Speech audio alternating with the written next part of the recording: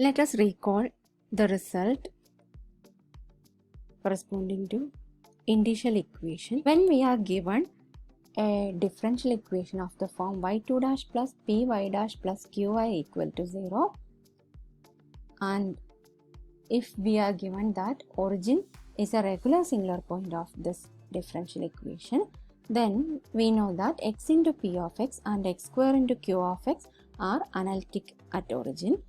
So if we let the value of x into p of x at origin as p naught, and if we label the value of x square into q of x at origin as q naught, then the initial equation will be given by m into m minus 1 plus mp naught plus q naught equal to 0. Since this is a quadratic equation, it has two roots, say m1 and m2, and for convenience we let m2 less than or equal to m1. Then the differential equation has at least one solution of the form x raised to m1 into sigma aj x raised to j, and in case the difference of these two roots is a non-integral value, then the differential equation has a second independent solution of the form x raised to m2 into sigma bj x raised to j, and the general solution of the given differential equation will be expressed as the linear combination of these two solutions. Now let us consider a differential equation x y2 dash plus 2y dash plus xy equal to 0. Here the given equation can be expressed as y2 dash plus 2 by x y dash plus y equal to 0, so that p of x is equal to 2 by x and q of x is 1. Hence p of x is not defined at x equal to 0. So we can see that x into p of x is equal to 2 and x square into q of x is equal to x square itself, and these two are analytic at origin. Hence x equal to 0, origin is a regular singular point of this differential equation. Hence we let p naught equal to the value of x into p of x at origin, and that will be equal to 2. Similarly, q naught, the value of x square into q of x at origin will be equal to 0. Now the initial equation will be m into m minus 1 plus m into p naught plus q naught equal to 0, that is m into m minus 1 plus 2m plus 0 equal to 0, whose roots are given by 0 and minus 1. Now corresponding to the root 0, we guess a solution of the form x raised to m1 into sigma aj x raised to j, which is equal to sigma aj x raised to j. Then we can find the derivatives y dash and y2 dash, and putting these power series into the given differential equation, we get x into y2 dash plus 2 y dash plus x into y equal to 0.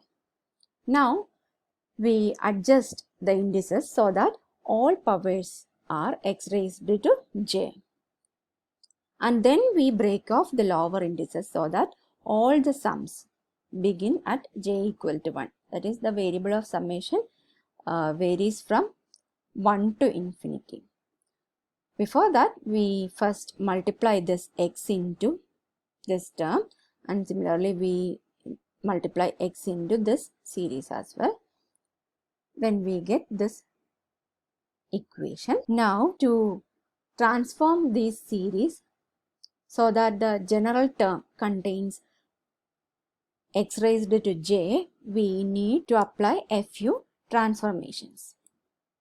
Here in this first series, the general term contains x raised to j minus 1 instead of x raised to j as we require.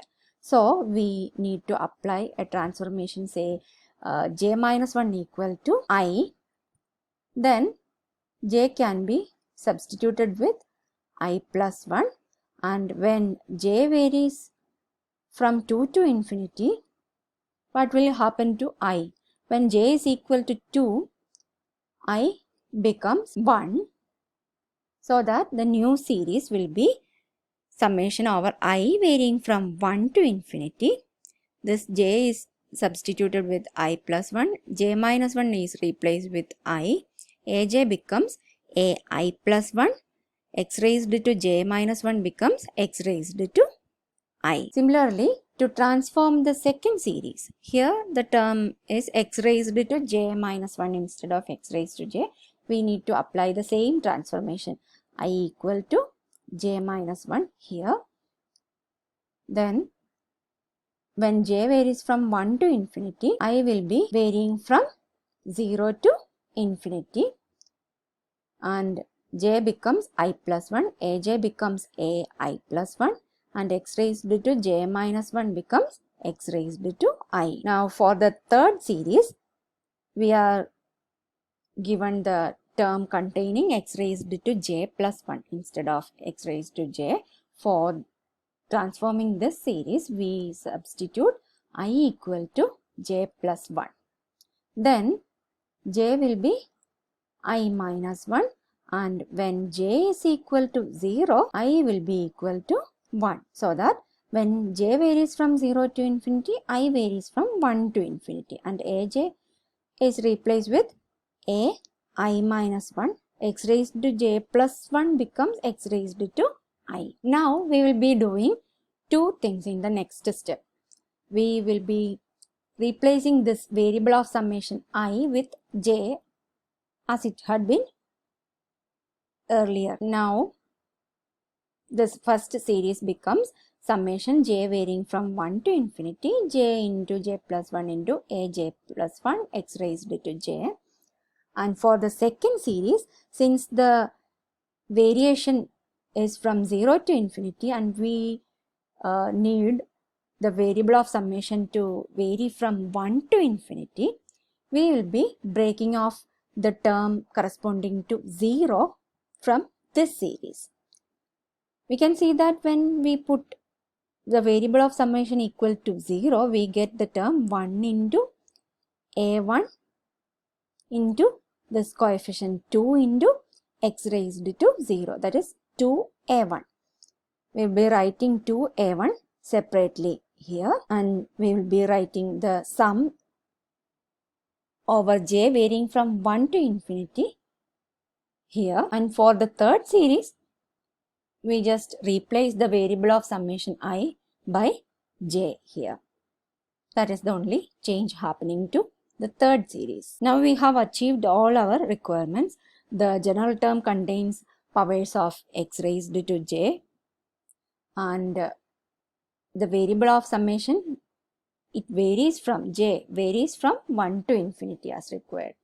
Now we will be grouping those terms containing aj plus 1 from these two first and second series. Then we get summation j varying from 1 to infinity, j into j plus 1 plus 2 into j plus 1 into aj plus 1 x raised to j, plus the third series sigma j varying from 1 to infinity aj minus 1 x raised to j equal to minus 2a1 by shifting this 2a1 to RHS. Now we can take this j plus 1 factor common to these two terms, so that we get j plus 1 into j plus 2 here. Now when we equate the constant terms on both sides of this equation, what will we get? We can see that the RHS contains only the constant minus 2a1, whereas the LHS contains this series where j varies from 1 to infinity. This means that there is no constant term on the LHS.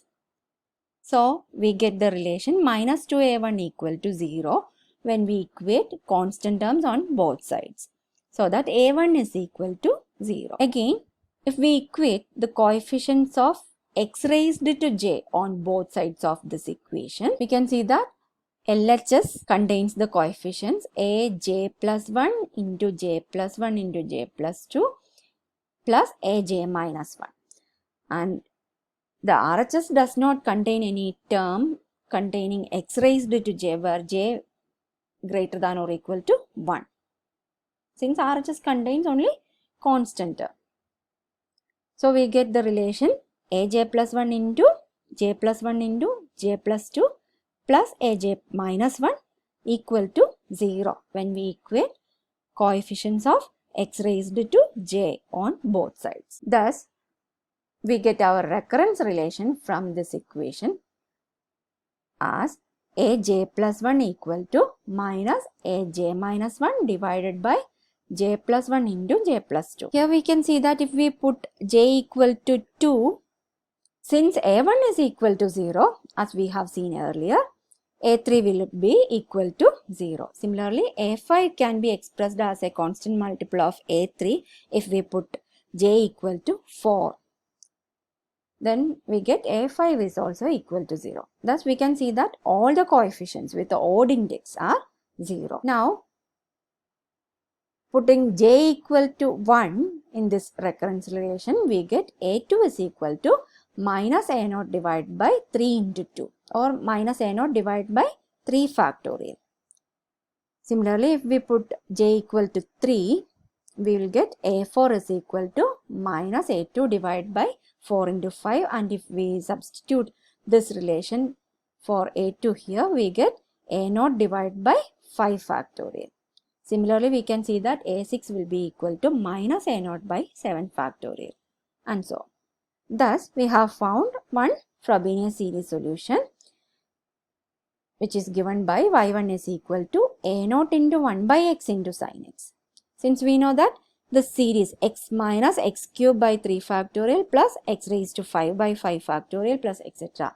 is the series representing sin x. Now, let us find the solution corresponding to m2 equal to minus 1. Here, our solution will be x raised to m2, x raised to minus 1 into sigma bj x raised to j, where the coefficients bj are to be found. Now, y dash and y2 dash can be expressed as these power series. Substituting these values, these power series into the given differential equation, we get this equation. Here also we adjust the indices so that the powers that occur are x raised to j minus 2. Since the first and second series already contain the term x raised to j minus 2, it will be easier to transform just the third series. Here the third series contain the term x raised to j into bj. We want x raised to j minus 2 to appear here. So, we will replace j by j minus 2, then we get bj minus 2 into x raised to j minus 2, where we can let j varies from 2 to infinity. It is easy to observe that these two series are the same if we expand this series. Now, we will be breaking off a few terms so that all the sums begin with j equal to 2. We can see that the first and second series contain terms corresponding to j equal to 0 and j equal to 1. For the first series, j equal to 0 corresponds to the term minus 1 into minus 2 into b naught into x raised to minus 2. Similarly, j equal to 1 gives the term 0 into minus 1 into b1 into x raised to minus 1. Similarly, we can find the terms corresponding to j equal to 0 and j equal to 1 from this series also, and we will be listing those terms separately in the next equation. Here we have listed the series where the variable of summation varies from 2 to infinity, and we have listed the terms corresponding to j equal to 0 and j equal to 1 for the first series. Here, these are the terms corresponding to j equal to 0 and j equal to 1 for the second series from the previous equation. Now we can see that these two terms are equal to 0. And this term is 2b naught into x raised to minus 2. And this is the term minus 2 b naught x raised to minus 2. So these two terms cancel with each other. Hence, our equation contains this series equated to 0.